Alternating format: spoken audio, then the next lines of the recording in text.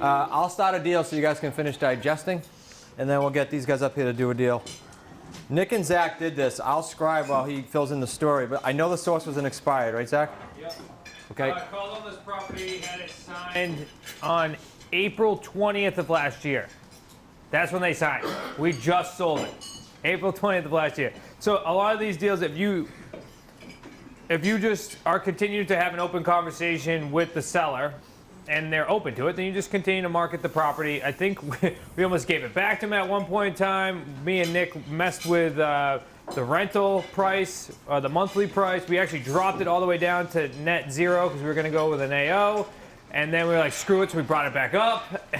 And then we were going to drop the purchase price, but then we decided not to, and this buyer came along. But what happened was it's... Give me the asking price first. Do you remember originally what they were asking? I think they were asking $550. Well, that's what we tied it up for. Okay, so we bought it for $550. We bought it for $550. They were asking originally, I think, $580 or $590. Yeah, $589. Yep. So it's a son, and it's his parents' house. His parents are both, I believe, of Indian descent. They're looking to move up to Boston. This is down in like mid to southern. Yeah, it's East Lyme, Connecticut, which is southern Connecticut. They were trying to move up to Boston. They couldn't move this house. It's in an HOA section. It's definitely worth like over $630, which I think that's what we sold it for. The comp showed me that it was clearly worth that, but they just couldn't sell it on the open market. The son's actually in finances in Boston, so we went over a bunch of things. They ended up refining the property because they had an equity line on the house, like a large equity line. And I was like, I'm not going to take this on as a lease purchase because we're getting no principal pay down. It doesn't look like there's much spread. So he actually went through a refi process while we were marketing as well. So it was like a bunch of moving parts here. But as you can see, if you have a nice open relationship with the seller, you know, they're willing to do some negotiating and or maneuvering in order to get this thing done. So we ended up doing that, tied it up. But the refi was necessary because it went to fully amortized. Even though it's a new loan, I'll hit some numbers and then ad lib. Yeah, so we ended up getting great principal pay down on it. Now we'll look at the numbers, but totally worth a year because they couldn't sell it. You know, it took us a long time. And then as me and Nick say it all the time, it's sometimes you just don't know. Like, you've done every single thing you can with marketing. The house is fantastic property. It's probably built in like 2000. Really nice house in a really nice neighborhood in a really nice town. And it just wouldn't move. But this payment might scare some of them. So I mean, the monthly payment on the new loan is $33.48 on it. Then I just want to bang the numbers out so we can get these Say guys up. quick, Zach and I on this particular property looked at each other probably over the last 6 months, and we were just like, I don't understand why this isn't selling. And then I was like, you know what? Let's just raise the price. Then we got this buyer. And we literally had after we jacked it up. We literally had the conversation with the seller. We were like, we're probably just gonna give this back to you. And then a week later. You didn't want that though. Yeah. All right, so here's the number raise, guys. This was just last Saturday, so this was signed. Sue has it all set up for May 1 with the attorneys done, approved. $34.86 is the brand new mortgage payment. Out of that, $531, I'm rounding numbers, is principal, and the tax is a little over $1,000. When Nick says he raised it back up, we raised it back up still not even to the full mortgage payment. We raised it back up to $2,900. Then at the buyer's meeting, added the taxes back on. Plus HOA. Of $1,041 plus what? HOA. Yeah, plus they have to take on HOA.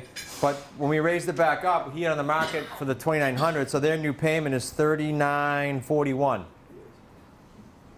$3,941. So at the buyer's meeting, when I sat with him and his wife, I said, "No, so you went through the videos, yes. So you understand that you pay the taxes just like a homeowner?" He said, "Yes." I said, "Connecticut's really expensive." He said, "Yeah, what's it, over $1,000?"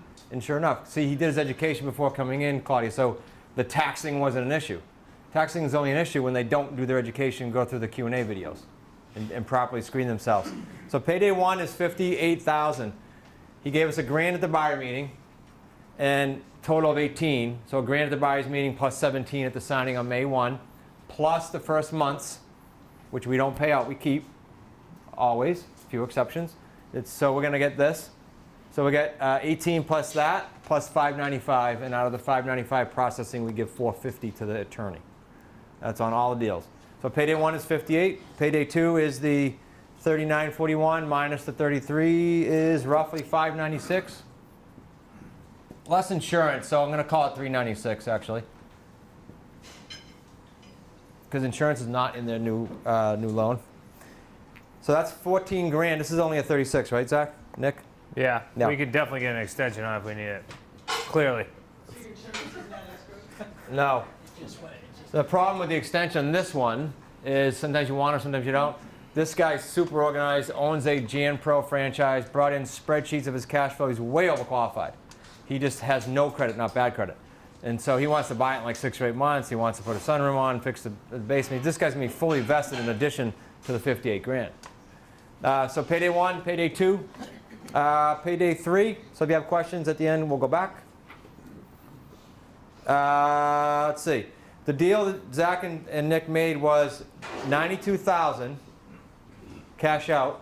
At the time, the mortgage was $450. So it's a little less than $550 that they tied it up for. They sold it for $639. So that spread is $97.9 on the markup alone. Huh? 639. Oh, that was the number in the contract. 629. All right, so I'll give back 10 grand. So 97.9, but if that's the spread at payday 3, what comes off of that? Down payment. The down payment. So if we take the 58 off of the 97, we're down to 39.9, or if I'm off 10 grand, what Nick said, 29.9. But what else comes on to payday 3 to be figured in? Principal payment. Principal pay down of what? 531 for 36 months, or another 19 grand, 19.1 and change. Okay, let's call it 19 grand principal. So you're at 59, right? Principal pay down, spread left after the down payment. You guys with me so far? 59 grand down there, 14 and 58. That deal's 131 grand.